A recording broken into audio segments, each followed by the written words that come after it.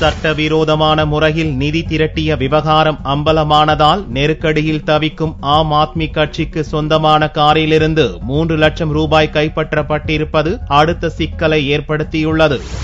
ஊழல் ஒழிப்பதை செயல் திட்டமாக கொண்டு ஆம் ஆத்மி எனும் தனி கட்சியை சமூக சேவகர் அரவிந்த் கெஜ்ரிவால் துவக்கினார். டிசம்பர் 4ஆம் தேதி நடக்கவுள்ள டில்லி சட்டசபை தேர்தலில் 70 தொகுதிகளிலும் வேட்பாளர்களை நிறுத்தியுள்ள கெஜ்ரிவால் கட்சிக்கு மீடியா சர்க்கார் எனும் இணையதள டிவி மூலம் பெரும் சிக்கல் உருவானது. நில பிரச்சனைகளை தீர்த்து வைப்பதற்காக ஆம் ஆத்மி கட்சியின் செய்தி தொடர்பாளர் குமார் பிஸ்வாஸ், ஆர்கேபுரம் தொகுதி வேட்பாளர் ஷாசியா இல்மி ஆகியோர் நில உரிமையாளர்களிடம் இருந்து பணம் பெற்றதை ரகசியமாக வீடியோவில் படம் பிடித்து மீடியா சர்க்கார் வெளியிட்டதுதான் சிக்கலுக்கு காரணம். தற்போது அடுத்த பிரச்சனை ஆம் ஆத்மி கட்சிக்கு ஏற்பட்டுள்ளது. ஆம் ஆத்மி கட்சி ஸ்டிக்கருடன் கூடிய ஒரு காரை டில்லி ரூப் நகரில் போலீசார் தடுத்து நிறுத்தி சோதனையிட்டனர். அப்போது கணக்கில் வராத 3 லட்சம் ரூபாய் பணம் காரில் இருப்பதை கண்டறிந்து காருடன் பணத்தை போலீசார் பறிமுதல் செய்தனர். பணத்துக்கான ஆதாரங்கள் எதையும் கார் டிரைவர் ராஜேஷ் கார் கூற மறுத்து வருவதால் போலீசார் அவரிடம் தொடர்ந்து விசாரணை மேற்கொண்டு வருகின்றனர்.